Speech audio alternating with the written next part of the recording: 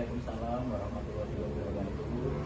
Kami mahasiswa dari Prodi PGRI Indonesia ingin melakukan wawancara kepada Bapak sebagai tugas mata kuliah pembelajaran IPA di SD.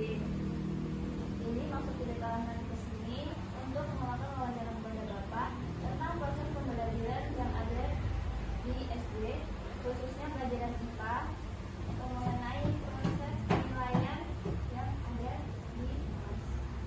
Jadi maksud kami bukan untuk menilai, tapi kami untuk belajar lebih banyak lagi kepada Bapak yang memiliki wawasan yang lebih luas lagi. Bagaimana Bapak melihat proses belajar siswa pada mata pelajaran IPA sejauh ini? Apakah sudah sesuai dengan target atau masih perlu peningkatan? Untuk mata pelajaran IPA, khususnya di kelas saya, kelas 6 di SD ini, di UPTD SD Negeri 1 Haji Mulyo, alhamdulillah sudah mencapai target. Baik itu secara materinya, penyampaian materi sudah mencapai target, dan penilaian pun target belajarnya sudah hampir maksimal, walaupun tidak pada semua siswa, karena kondisi siswa itu kan berbeda. Jadi capaian hasil belajar mereka pun berbeda, tergantung pada kemampuan mereka masing-masing. Tapi alhamdulillah hampir lebih dari 75% target pembelajaran IPAS di kelas 6 alhamdulillah sudah tercapai.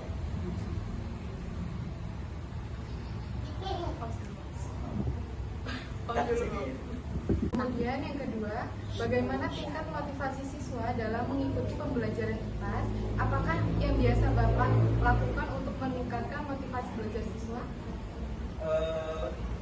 Motivasi itu tidak serta-merta itu tergantung keadaan sekolah ya.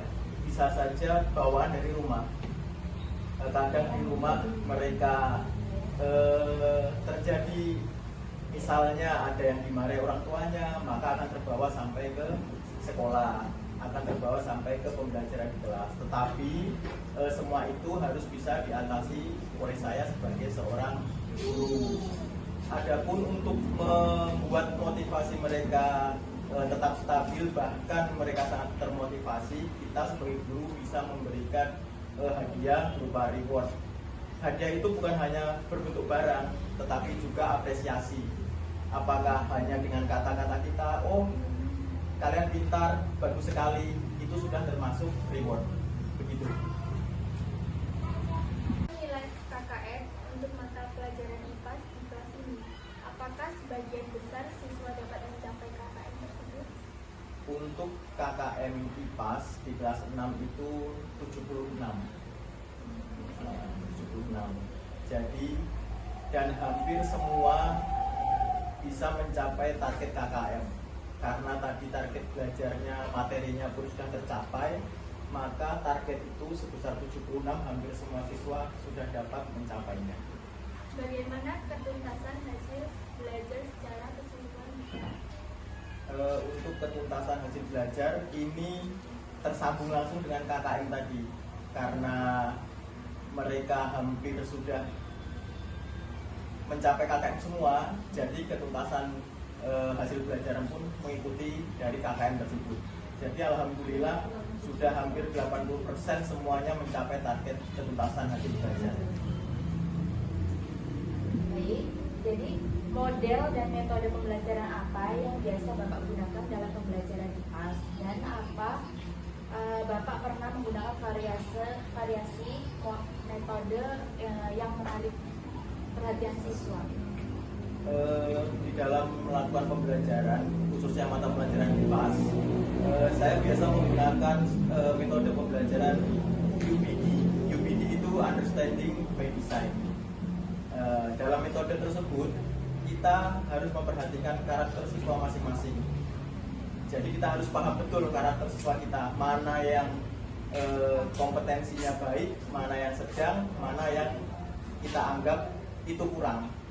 Nah, jadi dalam metode UBD tadi, kita nanti akan membentuk kelompok. Misalnya satu kelompok beranggotakan 5-6 orang.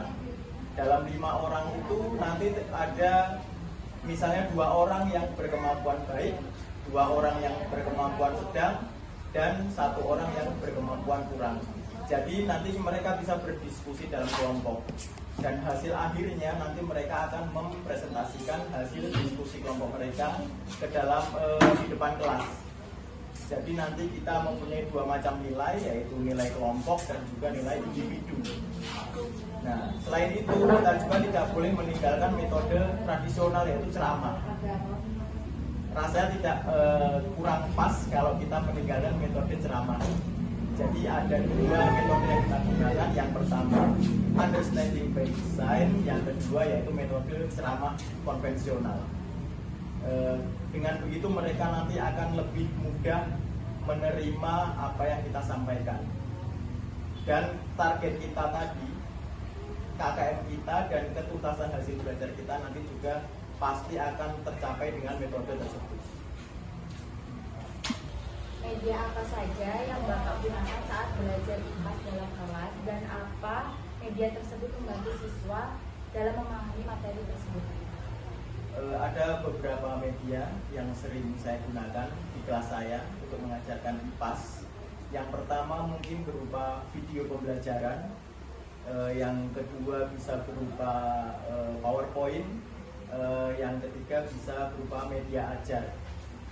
Video pembelajaran itu bisa berisi materi yang kita bisa download di mana aja, bisa di Google atau di platform lain. Terus kalau PowerPoint itu tergantung kreasi kita. Zaman sekarang kan semua bisa lewat Canva.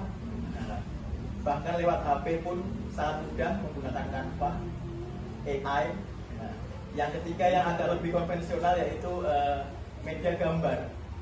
Kreasi kita dalam membuat media gambar tentang materi.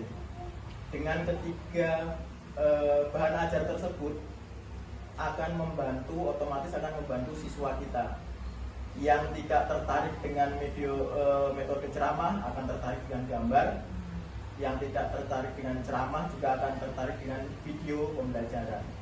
Karena mereka merasa tertarik, maka mereka akan lebih semangat, tidak akan membosankan pembelajaran di IPAS tersebut, sehingga dengan semangat mereka nilai pun insya Allah juga akan lebih baik juga. Jadi dalam melakukan proses pembelajaran itu, apa yang sih Bapak alami, kesulitan apa, dan bagian materi mana yang lebih memberatkan?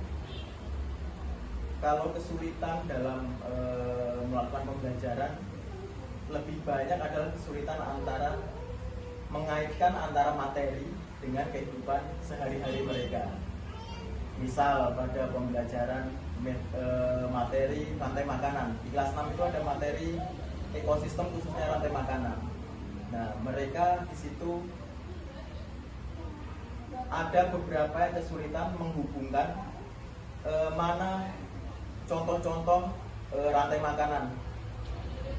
Apakah ini yang sebagai predator, apakah ini sebagai konsumen pertama, atau sebagai konsumen kedua, atau sebagai produsen. Kalau produsen mungkin lebih mudah karena umumnya produsen itu hanya tumbuhan. Nah, kalau khususnya untuk predator kan ada karnivora. Karnivora itu tidak hanya sebagai konsumen tingkat 1, bisa juga sebagai konsumen